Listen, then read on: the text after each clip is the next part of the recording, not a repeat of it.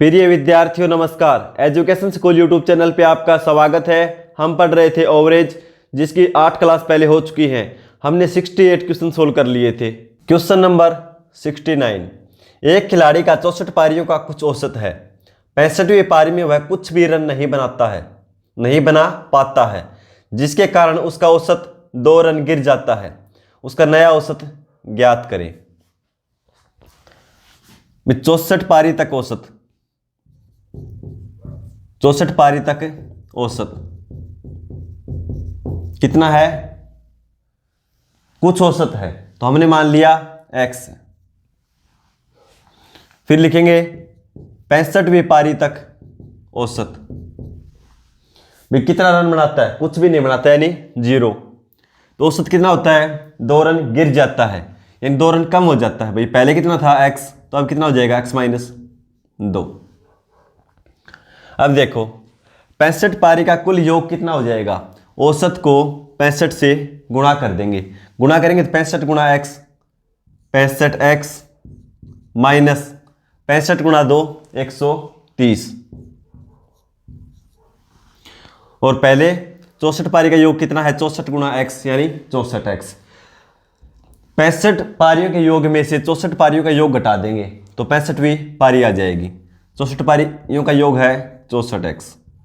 भाई इसमें से हम ये घटाएंगे तो 65वीं पारी कितनी है? अंतर इनका 0, क्योंकि तो कुछ बनाया नहीं 65वीं में, तो ठीक है।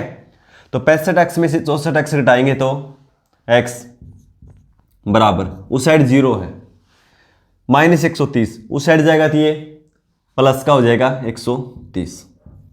x का मान कितना है? 130। x हमने क्या माना था? 64 पारी तक का औसत। तो 64 पारी तक औसत कितना हमारा? 130। पूछा क्या है? उसका नया औसत ज्ञात करें। तो नया क्या है? x minus 2। तो लिखो नया औसत यानी x माइनस 2। तो x का मान 130, 130 में से 2 घटा देंगे, कितना भाई? 128। एक तरीका तो ये है। शॉर्ट ट्रिक से करोगे तो दूसरा तरीका क्या हो जाएगा? 64 पारी तक का औसत x था, ठीक है, इस तरीका मान के कर लिया। दूसरा तरीका क्या हो जाएगा? कुल कमी या लिख लो औसत में कमी, औसत में कमी गुणा में कुल पारी,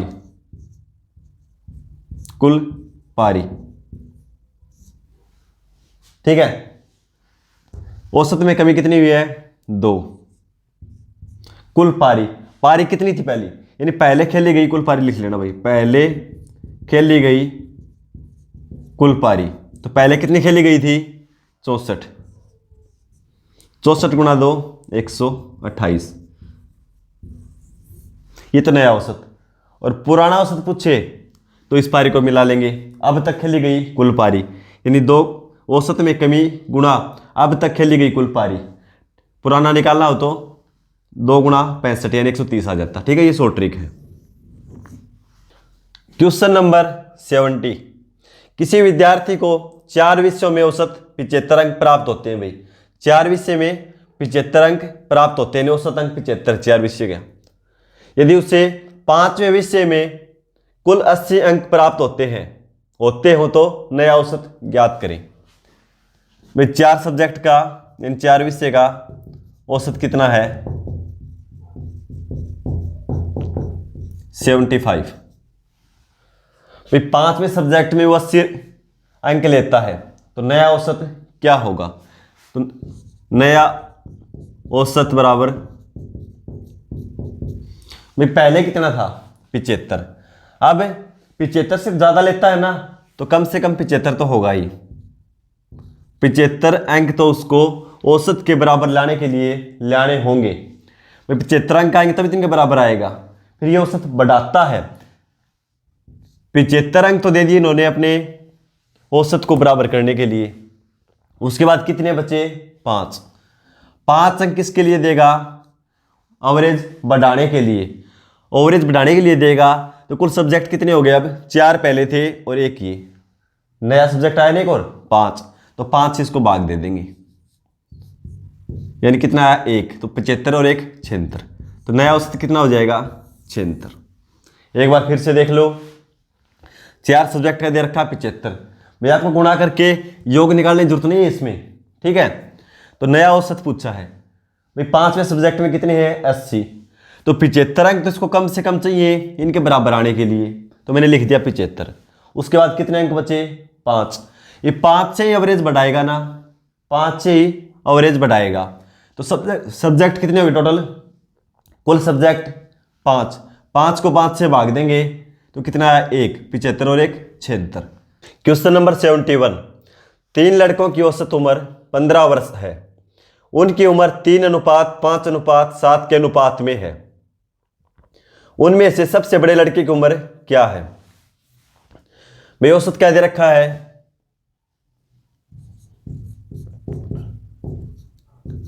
3 लड़कों की औसत उम्र यानी आयु कितनी दे रखी है 15 वर्ष। मैंने योग निकाला कितना हो जाएगा, योग 3 लड़के हैं और एवरेज कितना है 15, तो 3 गुणा 15 यानी योग हो जाएगा 45 वर्ष। अनुपात में दे रखी भाई 3:5:7, ठीक है। मैंने योग करो 3 और 5 8, 8 और 7 15, अनुपात में योग कितना है 15, उनकी उम्र का अनुपात में योग है 15, और वैसे कुल योग कितना दे रखा है 45, तो 15 अनुपात की वैल्यू 45,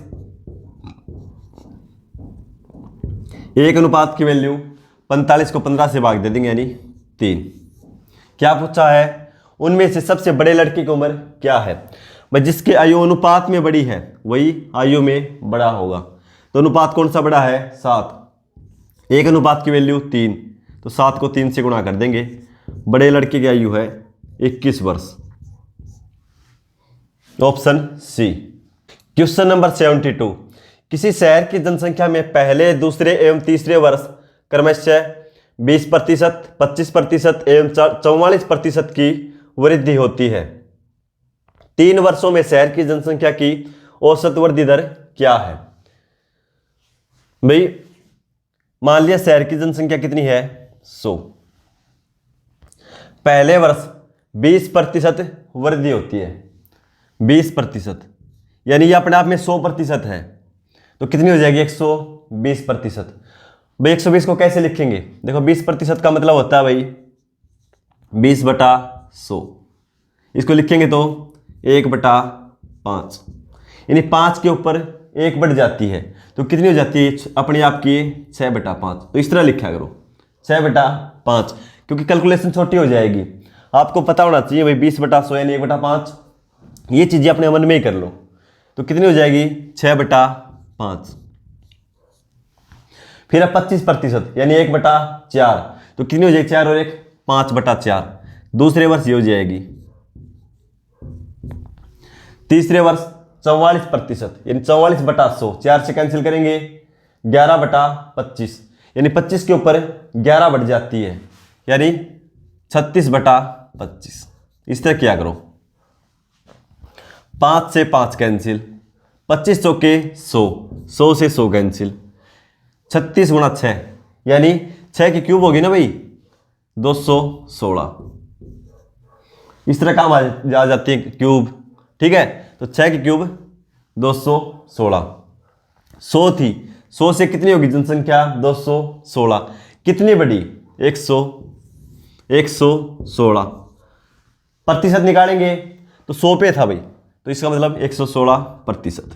कोई संख्या और होता तो निकालना पड़ता, लेकिन खुद 100 ही है, तो 100 पे प्रतिशत निकालेंगे तो 116% बढ़ गई। पूछा क्या है, औसत वृद्धि दर क्या है, तो 3 साल में बढ़ी है ये, तो 116 को 3 से भाग दे देंगे, 3 3 9 बचेंगे 2, 3 8 24 बचेंगे 2, 3 6 18 2, 3 6 18, ऐसे चलता रहेगा। तो उसको क्या लिख देंगे भाई, ये चलता रहेगा ऐसे, जब दशमलव के बाद दूसरा अंक, ये दो अंकों के बाद तीसरा अंक, ठीक है, 5 या 5 से बड़ा हो तो ये अंक बढ़ा देते एक, ठीक है। तो हमारा आंसर क्या हो जाएगा 38.67%। इस तरह निकलेगा भाई। गलती से आप ऐसे मत कर देना 20, 25 और 44 को जोड़ के 3 से भाग कर दो, क्योंकि पहले इसकी औसत निकालनी पड़ेगी। पहले कुल वर्दी कितनी हुई, ठीक है, उसको 3 से भाग देंगे। तो हमारा आंसर हो जाएगा 38.67%, ऑप्शन सी। Question number 73। एक आदमी कुछ संतरे 60 रुपये में 20 की दर से तथा इतने ही संतरे 60 रुपये के 30 की दर से खरीदता है। एक संतरे की औसत कीमत ज्ञात करें। भाई 20 संतरे का मूल्य या 20 संतरों का मूल्य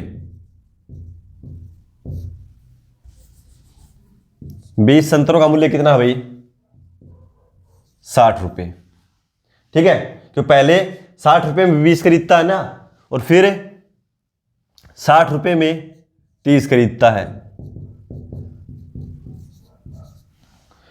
दोनों बराबर है भाई, ठीक है। कुछ संतरे पता नहीं कितने हैं, लेकिन है दोनों बराबर। पहले खरीदे उतने ही बाद में खरीदे, संतरों की संख्या बराबर है। आप गलती से ऐसे मत कर देना मेरे भाई 60 रुपये में यहां खरीदे 60 यहां, यानी 120 रुपये। संतरे कितने टोटल 30 और 20 50, 0 से 0 कैंसिल, 5 से 2 बार में, फिर 2, फिर 4 बार में, 2.4। तो ऐसे में आप मेरिट से हो जाएंगे बाहर, क्योंकि ये गलत है। क्या बोला है कि उतने ही संतरे, और ऑप्शन में बिल्कुल मिलेगा 2.4। तो इसलिए क्या करेंगे, पहले संतरों की संख्या बराबर करेंगे। कैसे करेंगे, इन दोनों का एलसीएम ले लो 20 और 30 का, कितना आएगा 60। 20 से भाग देंगे तो 3, और 30 से भाग देंगे तो 2। अब देखो 20 दिए 60, 30 दूनी 60, संतरे बराबर हो गए। भाई संतरे हमने 3 गुना कर दिए, तो रुपए भी 3 गुना ही देने पड़ेंगे, यानी 60 दिए 180 के खरीदे।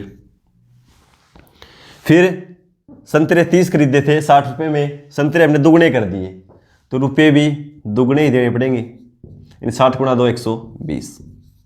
अब देखो भाई, एक संतरे की कीमत पूछी है, कैसे निकालेंगे, कुल रुपए बटे कुल खरीदे गए संतरे, ठीक है। तो कुल रुपए कितने हैं 180 प्लस 120 बटा में कुल संतरे, संतरे कितने हो गए 60 और 60 120। ये जोड़ेंगे तो जोड़ के लिख दो यहां 18 और 12 30, यानी 300। 6 से 5 और 6 से 2, 5 बटा 2 यानी 2.5 रुपये, 2.5 रुपये। एक संतरे की कीमत कितनी है 2.5 रुपये। इस तरह निकलेगा, ठीक है, क्योंकि संतरों की संख्या पहले बराबर करेंगे। इसको 3 से गुणा किया, इसको 2 से गुणा, ये 60 ये भी 60, लेकिन यहां अलग अलग गुणा करेंगे, क्योंकि भाई संतरे कितने हो गए 3 गुणा, तो रुपए भी 3 गुणा ही देने पड़ेंगे। यहां संतरे 2 गुणे, तो यहां रुपए भी 2 गुणे, ठीक है। कुल रुपए जोड़ देंगे और बटा में कुल संतरों की संख्या, तो एक संतरे क्या मूल्य निकल जाएगा 2.5 रुपये, ऑप्शन ए। Question number 74। छात्रों की 2 कक्षाएं ए तथा बी जिनके औसत अंक क्रमशः 25 और 40 हैं, समग्र औसत अंक मिलाकर 30 हो गया। कक्षाओं ए तथा बी में छात्रों का अनुपात है। भाई 2 कक्षाएं हैं ए और बी, औसत अंक इनके 25 और 40। फिर बोलता है समग्र औसत अंक, यानी सभी विद्यार्थियों का अंक जोड़ दिया जाए और विद्यार्थियों की कुल संख्या से भाग दे दिया जाए, तो औसत कितना हो जाता है 30। कक्षाओं ए तथा बी में छात्रों का अनुपात, तो ये पहले करवा रखा है क्वेश्चन इस तरह का भाई, रूल ऑफ एलिगेशन लगा देंगे, ठीक है। 40 में से 30 घटाएंगे 10, 30 में से 25, यानी बड़ी संख्या में हमेशा छोटी संख्या घटेगी, इसमें से एक बड़ी मिलेगी और एक छोटी, तो 30 में से 25 घटाएंगे 5, अनुपात कर दो उनका, 5 से 2 और 5 से 1, यानी 2 अनुपात 1, ऑप्शन ए। Question number 75। 3 संख्याएं 70, एक अंक दे रखा है स्टार और दूसरा दे रखा है 7 और 5 और स्टार का औसत 57 है। यदि स्टार समान अंक दर्शाता है तो यह होगा। भाई 3 संख्याएं हैं और औसत क्या है इनका 57। औसत भाई तीन संख्याओं का औसत लिख लेना। तीन संख्याओं का औसत कितना दे रखा है? 57। और इनके योग निकालेंगे तो 57 गुणा 3, 3 7 21, 2 15 और 2 17, 171। तीनों संख्याओं का योग कितना है? 171। एक संख्या दे रखी है कितनी? 70। ठीक है, दो संख्याओं का योग, दो संख्याओं का योग टोटल कितना तीनों का? 171। और तीन में से पहली संख्या का घटा देंगे तो किनका बचेगा? दो, जो अंतिम दो संख्या है उनका योग। कितना बचा? 101। 101 जो 70 के अलावा दो संख्याएं हैं उनका योग है। संख्याएं क्या हैं? वही स्टार दे रखा है और 7। और दूसरी संख्या है 5 और स्टार। और क्या बता रखा है? बस स्टार के स्थान पर एक ही अंक है, सेम है दोनों। भैया एक है तो यहां भी एक है, यहां 7 है तो यहां भी 7 है, 5 है तो 5 है। ठीक है, लेकिन दोनों का योग क्या दे रखा है? दोनों को जोड़ देंगे। कितना दे रखा है योग? 101। क्योंकि एक घटा दिया हमने, तीनों का योग 171 में से 70 घटा दिया 101, तो इसका योग है भाई 101। ठीक है, अब देखो भाई 7 में क्या जोड़े कि 1 हो जाए? भाई 1 जोड़ेंगे तो 8, 2 जोड़ेंगे तो 9, 3 जोड़ेंगे तो 10 यानी 0, 4 जोड़ेंगे तो क्या हो जाएगा? 7 और 4 11 यानी 1। तो लिखो क्या हो जाएगा? यहाँ पे मैंने 4 रख दिया, तो 7 और 4 11, हासिल 1। यह क्या माना? 4। तो यहाँ भी सेम है, तो यहाँ भी क्या है? 4। तो 4 और 5 9 और 1 हासिल 10, तो कितना हो गया? 101। तो स्टार के स्थान पे क्या आएगा? 4, ऑप्शन ए। Question number 76। चार लगातार संख्याओं ए बी सी और डी का औसत 49.5 है। बी और डी का गुणनफल क्या है? भाई चार संख्याएं हैं और क्या है? वो कंटिन्यू है, ए बी सी और डी। इनका औसत दे रखा भाई, का औसत 49.5। ठीक है, भाई लगातार है तो औसत मैंने क्या बताया था? शुरू से पढ़ रहे हैं, पहली संख्या और लास्ट संख्या को जोड़ के 2 से भाग दे दो, वो क्या होता है? औसत उनका। या जो बीच की संख्या होती है वो भी क्या होता है? औसत। तो बीच में देखो भाई टोटल संख्या 4 है, तो इसका मतलब क्या करेंगे? 2 ले लेंगे। भाई 5 होता ना तो बीच वाली संख्या हम ले लेते, वही उनका औसत मिलता। लेकिन 4 है तो क्या करेंगे? दोनों जोड़ दो भाई, एक ही साइड से छोड़ दो, एक ही साइड से दोनों जोड़ दो, बी और सी। बी और सी का औसत कितना है? 49.5। इन दोनों का औसत भी वही मिलेगा। इन दोनों का औसत भी, ए और डी का औसत भी क्या मिलेगा? 49.5, क्योंकि संख्याएं लगातार हैं। तो बी प्लस सी का योग कितना है भाई? औसत 49.5। दोनों का योग निकाल देंगे, बी प्लस सी का योग। भाई औसत क्या है? 49.5। योग हो जाएगा, दो संख्या है तो 2 से गुणा कर दो, 49 गुणा 2 98 और 0.5 यानी 1 हो जाएगा। कितना हो जाएगा? 99। ठीक है, बी और सी का योग 99 लगातार है। तो कैसे पता चलेगा बी कौन सी और सी कौन सी है? कंटिन्यू है, नहीं एक इससे ज्यादा है तो एक इसमें से घटा के 2 से भाग दे दो। ठीक है, छोटी संख्या आ जाएगी, क्योंकि दोनों संख्याओं का योग 99 है और अंतर क्या है? यानी सी माइनस बी का अंतर कितना हो जाएगा? 1, क्योंकि लगातार है ना। तो बड़ी संख्या निकालनी है तो जोड़ के 2 से भाग, और छोटी निकालनी है तो घटा के 2 से भाग। तो पहले छोटी निकाल लो, 98 में से 1 घटाएंगे, 99 में से 1 घटाएंगे 98, 98 के 2 से भाग देंगे 49, यानी बी कितनी है? 49। और सी कितनी हो जाएगी फिर? दोनों को जोड़ के 2 से भाग, 99 और 1 100, 100 को 2 से भाग देंगे 50। ये 49 है, ये 50 है, लगातार है तो ये कितनी है? 51 है। ये निकाल दियो हमें तो ये कितनी है? 48 है। क्या पूछा? बी और डी का गुणनफल। तो बी की और डी की गुणा कर दो भाई, बी है 49 और डी है 51, इनकी गुणा कर दो, 51 से गुणा कर दो इसको। 1 से करेंगे 49, 5 से करेंगे 45, 4 20 और 4 24, 9 9 4 2, 2499 हमारा आंसर हो जाएगा। ऑप्शन ए में है। क्वेश्चन नंबर 77, एक्स और वाई का औसत 40 है। यदि z बराबर 10 हो तो एक्स वाई और z का औसत ज्ञात कीजिए।